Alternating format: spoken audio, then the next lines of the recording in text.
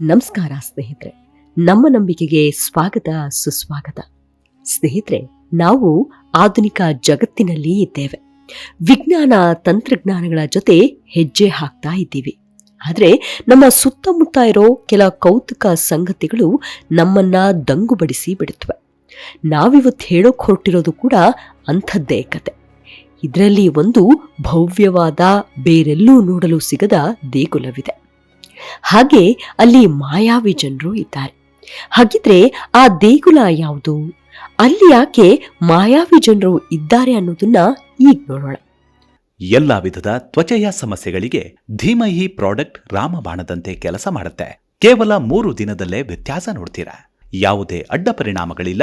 Chemical ರಹಿತವಾದ 16 ನೈಸರ್ಗಿಕ ಪದಾರ್ಥಗಳ ಮಿಶ್ರಣದಿಂದ ತಯಾರಾದ 100% ಆರ್ಗ್ಯಾನಿಕ್ ಧೀಮಹಿ ಪ್ರಾಡಕ್ಟ್. ಹೆಚ್ಚಿನ ಮಾಹಿತಿಗಾಗಿ ಕೆಳಕಂಡ ದೂರವಾಣಿಗೆ ಸಂಪರ್ಕಿಸಿ. ಸ್ನೇಹಿತರೆ, ದೇವರು ದೇಗುಲ ಅಂದ್ರೆ ಎಲ್ಲಿ ಹೋದ್ರೂ ಯಾರನ್ ಕೇಳಿದ್ರು ಹೇಳೋದು ನಮ್ಮ ದೇಶದ ಹೆಸರನ್ನೇ. ಯಾಕೆಂದ್ರೆ ಇಲ್ಲಿರುವಷ್ಟು ಭವ್ಯ ದೇವಸ್ಥಾನಗಳನ್ನ ವಿಶ್ವದ ಯಾವುದೇ ಭಾಗದಲ್ಲೂ ನೋಡೋಕೆ ಸಾಧ್ಯವಿಲ್ಲ. ಇವುಗಳು ಬರೀ ದೇಗುಲಗಳು ಮಾತ್ರ ಆಗಿರಲ್ಲ, ಎಷ್ಟೋ ನಿಗೂಢತೆಗಳನ್ನು ಹೊಂದಿರುತ್ತವೆ. ಇಂಥವುಗಳಲ್ಲಿ ಮತ್ತೊಂದು ದೇವಸ್ಥಾನ ಹಾಗೂ ಅಲ್ಲಿನ ಒಂದು ಗುಹೆಯ ಬಗ್ಗೆ ನಾವಿವತ್ತು ಒಂದಷ್ಟು ಮಾತಾಡೋಣ. ಅದು ನಿಜಕ್ಕೂ ಭಯಾನಕ ಹಾಗೂ ಅಚ್ಚರಿಯಿಂದ ಕೂಡಿದೆ. ಇದನ್ ಕೇಳ್ತಾ ಹೋದ್ರೆ, ಹೌದಾ, ಇಂಥ ಘಟನೆಗಳು ನಡೆಯೋಕೆ ಸಾಧ್ಯನಾ ಅಂತಾನೂ ಅನ್ಸ್ಬಿಡುತ್ತೆ. ಕಣ್ ಬಿಟ್ಟಷ್ಟು ಕಾಣೋದು ಬರೀ ಬಂಡೆ. ಈ ಬಂಡೆಯಲ್ಲೇ ನಿರ್ಮಾಣವಾಗಿದೆ ಅದ್ಭುತ ದೇವಸ್ಥಾನ. ಸಾಮಾನ್ಯವಾಗಿ ಎಲ್ಲ ದೇಗುಲ ಕಟ್ಟಡಗಳನ್ನ ಕಲ್ಲುಗಳನ್ನ ಜೋಡಿಸಿ ಕಟ್ಟಲಾಗತ್ತೆ. ಆದ್ರೆ ಇದು ಹಾಗಲ್ಲ. ಇಲ್ಲಿ ಕಲ್ಲನ್ನು ಜೋಡಿಸಿಲ್ಲ, ಬದಲಾಗಿ ಬೃಹತ್ ಬಂಡೆಯನ್ನೇ ಕೊರೆದು ದೇಗುಲ ನಿರ್ಮಿಸಲಾಗಿದೆ. ಇದೇ ಕಾರಣಕ್ಕೆ ಈ ದೇಗುಲದ ನಿರ್ಮಾಣ ಇಂದಿಗೂ ಪ್ರಶ್ನೆಯಾಗಿ ಅಚ್ಚರಿಯಾಗಿಯೇ ಉಳಿದಿದೆ. ಅತಿಮಾನುಷ ಶಕ್ತಿಯ ಹೊರತಾಗಿ ಇದನ್ನು ಮನುಷ್ಯರಿಂದ ನಿರ್ಮಿಸಲು ಸಾಧ್ಯವೇ ಇಲ್ಲ ಎಂಬುವಂತ ದೃಢ ನಂಬಿಕೆ ಸಾಮಾನ್ಯ ಜನರದ್ದು. ಅತಿಮಾನುಷ ಶಕ್ತಿಗಳು ಈ ದೇಗುಲಗಳನ್ನ ನಿರ್ಮಿಸಿವೆ ಅಂತಾನೆ ಇವತ್ತಿಗೂ ಜನರು ಹೇಳ್ತಾ ಇದ್ದಾರೆ. ಇದರ ಜಾಡು ಹಿಡಿದು ಹೋದ್ರೆ ಅನೇಕ ವಿಚಾರಗಳು ಗೊತ್ತಾಗ್ತವೆ. ರಾಷ್ಟ್ರಕೂಟರು ಆಳ್ವಿಕೆಯ ಕಾಲದಲ್ಲಿ 1ನೇ ಕೃಷ್ಣ ನಿರ್ಮಿಸಿದ ಭವ್ಯ ಮಂದಿರ ಇದು ಅಂತ ಹೇಳಲಾಗುತ್ತೆ. ಏಕಶಿಲೆಯಲ್ಲಿ ನಿರ್ಮಿಸಿರೋ ಬೃಹತ್ ದೇಗುಲಗಳಲ್ಲಿ ಇದು ವಿಶ್ವದಲ್ಲೇ ದೊಡ್ಡದು ಅಂತಾನೂ ಗುರುತಿಸಲ್ಪಟ್ಟಿದೆ. ಮಹಾರಾಷ್ಟ್ರದ ಔರಂಗಾಬಾದ್ನಿಂದ ಸುಮಾರು 30 ಕಿಲೋಮೀಟರ್ ದೂರದಲ್ಲಿದೆ ಈ ದೇಗುಲ. ಇದು ಇಂದಿಗೂ ಊಹೆಗೆ ನಿಲುಕದ ರಹಸ್ಯವಾಗಿ ಉಳಿದಿದೆ. ಭಾರತದಲ್ಲಿರೋ ಅನೇಕ ಪ್ರಮುಖ ದೇಗುಲಗಳು ಕೈಲಾಸ ದೇಗುಲಕ್ಕೆ ಅದರದ್ದೇ ಆದ ಮಹತ್ವವಿದೆ. ಈ ದೇಗುಲದ ನಿರ್ಮಾಣವೇ ಅದ್ಭುತ. ಅದ್ಯಾವ ತಂತ್ರಜ್ಞಾನದಲ್ಲಿ ಈ ದೇಗುಲವನ್ನ ನಿರ್ಮಿಸಲಾಗಿದೆ? ಆ ಕಾಲದಲ್ಲಿ ದೇಗುಲ ನಿರ್ಮಾಣಕ್ಕೆ ನೆರವಾದ ತಂತ್ರಜ್ಞಾನ ಯಾವುದು ಎಂಬುದು ಇಂದಿಗೂ ಕಾಡುತ್ತಿರುವ ಪ್ರಶ್ನೆ. ಈ ಅದ್ಭುತ ದೇಗುಲವನ್ನ ನಿರ್ಮಿಸಲು 18 ವರ್ಷ ಹಿಡಿತಂತೆ. ಆದ್ರೆ ಕೇವಲ 18 ವರ್ಷದಲ್ಲಿ ಇಂಥ ಅದ್ಭುತ ನಿರ್ಮಾಣ ಸಾಧ್ಯನಾ? ಈ ಪ್ರಶ್ನೆ ಕೂಡ ಈಗಲೂ ಇದೆ. ಎಲ್ಲಾ ಕಾರ್ಮಿಕರು ಕೂಡ ಬಿಡುವಿಲ್ಲದೆ ಕೆಲಸ ಮಾಡಿದ್ರು ಇಷ್ಟು ವರ್ಷದಲ್ಲಿ ಇಂಥ ನಿರ್ಮಾಣ ಅಸಾಧ್ಯ ಅಂತ ಕೆಲವರು ಹೇಳ್ತಾ ಇದ್ದಾರೆ. ಇದಕ್ಕಿಂತಲೂ ಹೆಚ್ಚಿನ ವರ್ಷ ಈ ಸುಂದರ ದೇಗುಲ ನಿರ್ಮಾಣಕ್ಕೆ ಬೇಕಾಗಿರಬಹುದು ಅನ್ನೋದು ಅವರ ವಾದವಾಗಿದೆ. ಇದರ ನಡುವೆ ದೇವಸ್ಥಾನ ಕಟ್ಟಿರುವ ಬಗ್ಗೆ ಹಲವಾರು ದಂತಕಥೆಗಳು ಕೂಡ ಇವೆ. ಹೌದಾ ಅಂತ ನೋಡಿದ್ರೆ ಇಲ್ಲೊಂದು ವಿಚಾರ ತೆರೆದುಕೊಳ್ಳುತ್ತೆ. ಅದು 1800ನೇ ಇಸವಿಯ ಮಾತು.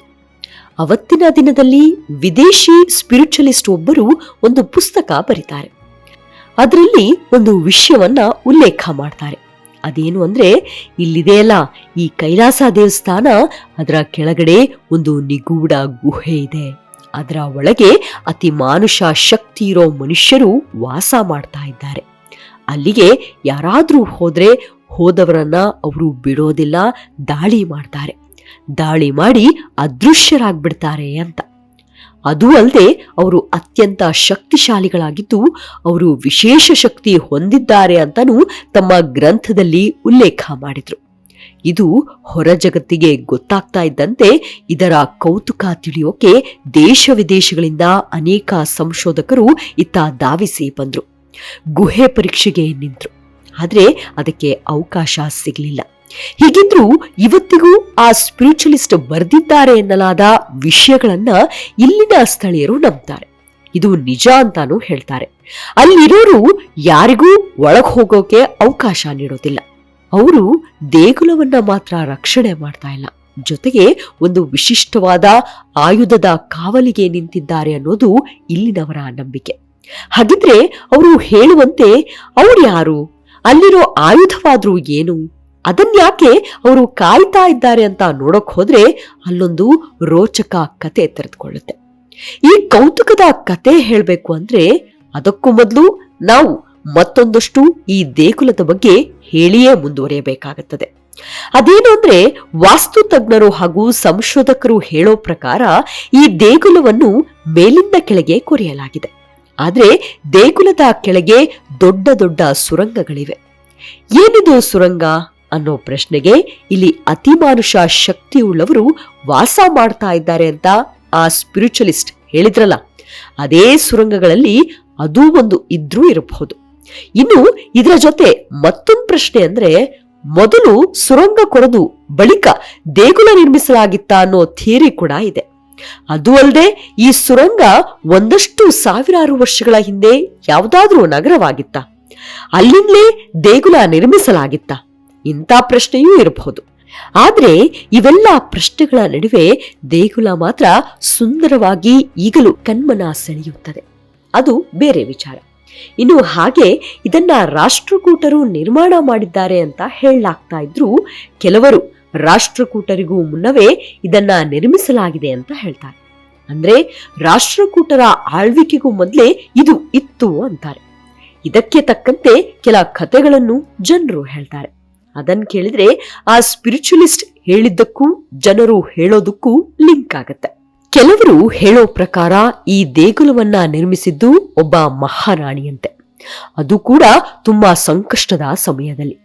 ಅದೇನು ಅಂದ್ರೆ, ಮಹಾರಾಜನಿಗೆ ಗಂಭೀರವಾದ ಕಾಯಿಲೆ ಬಂದ್ಬಿಟ್ಟಿತ್ತಂತೆ. ಅದು ಏನ್ ಮಾಡಿದ್ರೂ ಗುಣವಾಗದ ಪರಿಸ್ಥಿತಿಗೆ ಬಂದ್ಬಿಟ್ಟಿತ್ತಂತೆ. ಇದರಿಂದ ಆ ರಾಣಿಗೆ ಏನ್ ಮಾಡೋದು ಅನ್ನೋದು ಗೊತ್ತಾಗದೆ ಕೊನೆಗೆ ಶಿವನನ್ನ ಕುರಿತು ಘೋರ ತಪಸ್ಸನ್ನ ಮಾಡಿದ್ಲಂತೆ. ಅಲ್ಲದೆ ತನ್ನ ಪತಿ ಗುಣಮುಖನಾದ್ರೆ ಇಲ್ಲಿಯೇ ನಿನಗೊಂದು ದೇಗುಲ ಕಟ್ಟಿಸುತ್ತೇನೆ ಅಂತ ಹರಕೆ ಮಾಡ್ಕೊಂಡಿದ್ಲಂತೆ. ಆಕೆಯ ಭಕ್ತಿಯ ಪರಿಣಾಮ ಆ ಮಹಾರಾಜ ರೋಗದಿಂದ ಗುಣಮುಖನಾಗ್ತಾನೆ. ಆಗ ಆ ಮಹಾರಾಣಿ ಇಲ್ಲಿ ದೇವಸ್ಥಾನ ಕಟ್ಸೋಕೆ ಮುಂದಾಗ್ತಾಳಂತೆ. ಇಲ್ಲೊಂದು ವಿಚಾರ ಅಂದ್ರೆ, ಆಕೆ ಪತಿಯ ಮೇಲೆ ಎಷ್ಟೊಂದು ಪ್ರೀತಿ ಹೊಂದಿದ್ಲು ಅನ್ನೋದಕ್ಕೆ ಇನ್ನೂ ಒಂದು ಉದಾಹರಣೆ ಇದೆ. ತಾನು ಈ ದೇಗುಲ ನಿರ್ಮಾಣ ಆಗೋವರೆಗೂ ಉಪವಾಸ ಮಾಡ್ತೀನಿ ಅಂತ ಪಣ ತೊಟ್ಲಂತೆ.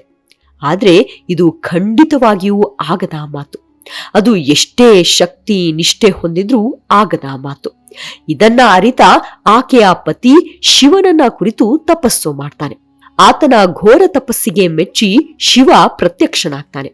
ಆಗ ಆ ಮಹಾರಾಜ ತನ್ನ ಪತ್ನಿಯ ಮನದ ಇಂಗಿತವನ್ನ ಶಿವನ ಮುಂದೆ ಹೇಳ್ತಾನೆ. ಆಗ ಶಿವನು ಒಂದು ವಿಶೇಷವಾದ ಆಯುಧವನ್ನ ಕೊಡ್ತಾನಂತೆ.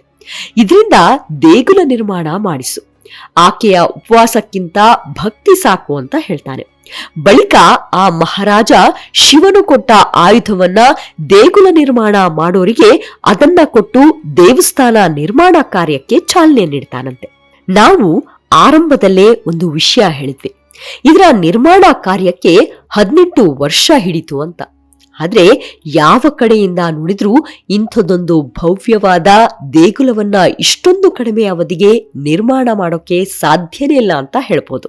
ಆದ್ರೆ ಶಿವನು ಕೊಟ್ಟ ಆ ಆಯುಧದ ಪರಿಣಾಮದಿಂದ 18 ವರ್ಷದಲ್ಲಿ ನಿರ್ಮಾಣ ಕಾರ್ಯ ಮುಗಿತಂತೆ. ಎಲ್ಲಾ ವಿಧದ ತ್ವಚೆಯ ಸಮಸ್ಯೆಗಳಿಗೆ ಧೀಮಹಿ ಪ್ರಾಡಕ್ಟ್ ರಾಮಬಾಣದಂತೆ ಕೆಲಸ ಮಾಡುತ್ತೆ. ಕೇವಲ 3 ದಿನದಲ್ಲೇ ವ್ಯತ್ಯಾಸ ನೋಡ್ತೀರಾ. ಯಾವುದೇ ಅಡ್ಡ ಪರಿಣಾಮಗಳಿಲ್ಲ. ಕೆಮಿಕಲ್ ರಹಿತವಾದ 16 ನೈಸರ್ಗಿಕ ಪದಾರ್ಥಗಳ ಮಿಶ್ರಣದಿಂದ ತಯಾರಾದ 100% ಆರ್ಗ್ಯಾನಿಕ್ ಧೀಮಹಿ ಪ್ರಾಡಕ್ಟ್. ಹೆಚ್ಚಿನ ಮಾಹಿತಿಗಾಗಿ ಕೆಳಕಂಡ ದೂರವಾಣಿಗೆ ಸಂಪರ್ಕಿಸಿ. ಇನ್ನು ಇದರ ನಿರ್ಮಾಣ ಕಾರ್ಯ ಮುಗಿದ ಬಳಿಕ ಮಹಾರಾಜ ಶಿವನು ನೀಡಿದ್ದ ಆ ಆಯುಧವನ್ನ ದೇಗುಲದ ಕೆಳಗಿನ ಗುಹೆಯಲ್ಲಿ ಬಚ್ಚಿಟ್ಟನಂತೆ. ಆ ಆಯುಧ ಯಾರ ಕೈಗಾದ್ರೂ ಸಿಕ್ಕಿ ಅದರ ದುರುಪಯೋಗ ಆಗ್ಬಾರ್ದು ಅಂತ ಮಹಾರಾಜ ಅದನ್ನ ಬಚ್ಚಿಟ್ಟ. ಅದನ್ನೇ ಈಗ್ಲೂ ನಿಗೂಢ ಅಂತ ಜನರು ಕಾಯ್ತಾ ಇರೋದಂತೆ. ಒಂದ್ ವೇಳೆ ಅಲ್ಲಿ ಯಾರಾದ್ರೂ ತೆರಳಿದ್ರೆ ಸಾಕು, ಆ ಮಾಯಾವಿ ಜನರು ಎದುರಾಗ್ತಾರಂತೆ. ಇನ್ನು ಅವರೆಲ್ಲ ಸಾಮಾನ್ಯ ಮನುಷ್ಯರಲ್ವಂತೆ. ತಮ್ಮ ತಪೋಶಕ್ತಿಯಿಂದ ಇಂಥ ಶಕ್ತಿಯನ್ನ ಪಡೆದುಕೊಂಡಿದ್ದಾರಂತೆ. ಯಾರ ಕಣ್ಣಿಗೂ ಕಾಣದೆ ಅವರು ದೇಗುಲ ಹಾಗೂ ಆ ಅಪರೂಪದ ಆಯುಧವನ್ನ ಕಾಯುತ್ತಾ ಇದ್ದಾರಂತೆ. ಇವರ ಇರುವಿಕೆಯ ಬಗ್ಗೆ ಹಲವು ವರ್ಷಗಳ ಹಿಂದೆಯೇ ಸ್ಥಳೀಯರ ಅನುಭವಕ್ಕೂ ಬಂದಿತ್ತಂತೆ. ಇನ್ನೂ ಒಂದು ಇಲ್ಲಿ ವಿಶೇಷ ಅಂದ್ರೆ, ದೇಗುಲಕ್ಕೆ ಇದರ ಕೆಳಗಿರೋ ಗುಹೆಗಳಿಂದ ವಿಕಿರಣ ಶಕ್ತಿ ಅಂದ್ರೆ ರೇಡಿಯೇಷನ್ ಪವರ್ ಹರಿದು ಬರುತ್ತಂತೆ. ಕೆಲವರು ಇದು ಅಲ್ಲಿ ವಾಸವಾಗಿದ್ದಾರೆ ಅಂತ ಹೇಳಲಾಗ್ತಾ ಇರೋ ಮಾಯಾವಿ ಮನುಷ್ಯರ ದೇಹದಿಂದ ಬರುತ್ತೆ ಅಂತ ಹೇಳಿದ್ರೆ, ಇನ್ನು ಕೆಲವರು ಅಲ್ಲಿರೋ ಶಿವನ ಆಯುಧದಿಂದ ಬರುತ್ತೆ ಅಂತ ಹೇಳ್ತಾರೆ. ಒಂದ್ ಕಡೆ ಇಂಥ ಮಾಯಾವಿ ಮಾನವರು ಇಲ್ಲಿದ್ದಾರೆ ಅಂತ ಹೇಳ್ತಾ ಇದ್ರೆ, ಮತ್ತೆ ಕೆಲವರು ಅವರ ಹಾಗೂ ಅವರ ಶಕ್ತಿ ಇರುವಿಕೆ ಬಗ್ಗೆ ಪ್ರಶ್ನೆ ಮಾಡ್ತಾರೆ. ಆ ಜನರ ಅಸ್ತಿತ್ವದ ಈ ನಂಬಿಕೆ ಅಪನಂಬಿಕೆ ಅದೇನೇ ಇರಲಿ, ಇದೊಂದು ಅದ್ಭುತವಾದ ದೇಗುಲ ಅನ್ನೋದ್ರಲ್ಲಿ ಎರಡು ಮಾತಿಲ್ಲ. ನಮಸ್ಕಾರ.